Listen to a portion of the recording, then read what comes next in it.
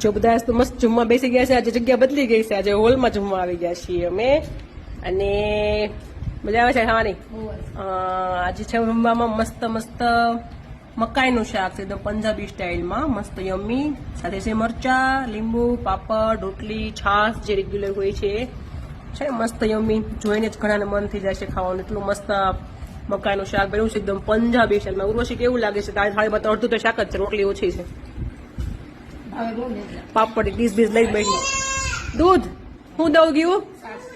દૂધ ને એને છાશ કહેવાય. છાશ દૂધ કે દૂધ ને છાશ કે મગરી હું ખબર નથી પડતી કે દૂધ કોને કહેવાય છાશ કોને કહેવાય. તું શું ખાય છે બેટા? રોટલી.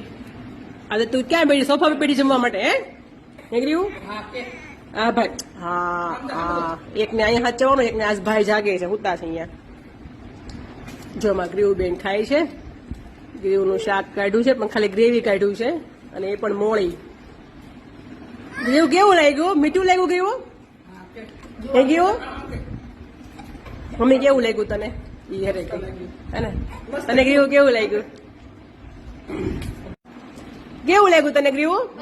મસ્ત લાગ્યું. અરે વાહ, કેટલું મેં શીખવાડ્યું ત્યારે આટલું કર્યું. નહીં તો બહુ આવડે છે પણ એમના મૂડી બહુ થઈ ગઈ છે. મૂડી એને મૂડ પર ચાલે છે હમણાં. થોડીક ચાગલાઈ વાળો મૂડ આવી ગયો. ચાગલાઈ વાળો ધમ કરતો ધબ્બા નથી પડતા ને આ લોકોના જનરેશન ને, એટલે બાકી અમે તો પેલા ધમ ધમ ધબ્બા પડતા. ચલો ઉર્વશી ભાભી, મજા આવી ગઈ જમવાની? થેન્ક યુ તો કેવો મને? હા એમ મારે કેવું પડશે થેન્ક્સ ટુ મી. મને પોતાને કેવું પડશે. ચલો ભાઈ જમી લો, મને બહુ ભૂખ લાગી છે. મને ડી જોઈન